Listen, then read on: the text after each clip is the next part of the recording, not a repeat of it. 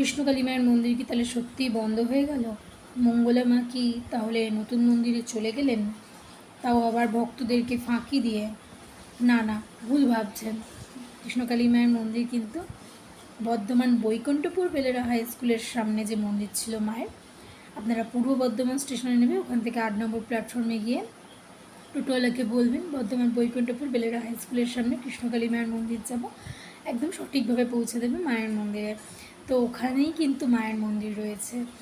আর মা শুধু সপ্তমী থেকে দশমী অবধি মন্দির বন্ধ রেখেছিলেন, এই না যে মা বলেছেন যে মা মন্দির বন্ধ হয়ে গেল, মা চলে গেল অন্য মন্দিরে, এসব ভুল কথা। দেখুন, লোকের ভিউজের জন্য অনেক কিছু করতে পারে, শুধু এটুকু আপনাদের বিশ্বাস করে বলতে পারি, আপনারা যদি আমাদের মতো দু একজন ক্রিয়েটরের, 2-3 জন ক্রিয়েটরের সাবস্ক্রাইব করে রাখেন, এই আমার আরও 2-1 জন আছে, আর মঙ্গলা মায়ের চ্যানেলটা যদি সাবস্ক্রাইব করে রাখেন না, আপনারা সঠিক তথ্যগুলো পাবেন। ভুলভাল মানুষের কথায় কান দেবেন না। এখন ফেসবুক, ইউটিউব, ইনস্টাগ্রামে যে পরিমাণে মায়ের প্রচার হচ্ছে, সেখানে কিছু মানুষ, 50% মানুষ মায়ের ভালো প্রচার করে, 50% মানুষ ভিউজের জন্য এমন কিছু কথা লিখে ভিডিওটাকে ছাড়ে।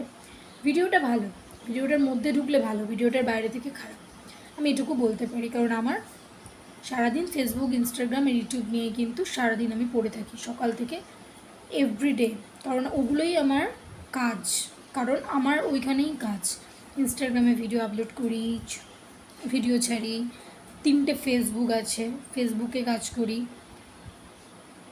বুঝেছেন? আমার সব দিকে লক্ষ্য আছে। মাকে নিয়ে কেউ খারাপ প্রচার করলে তো আমি ছেড়ে দেবো না। জয় কৃষ্ণকালী মা আছে।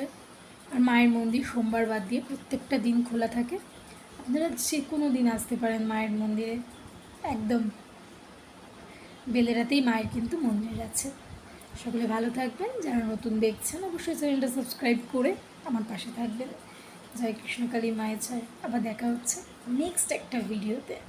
ভালো থাকবেন সকলে, সাবস্ক্রাইব।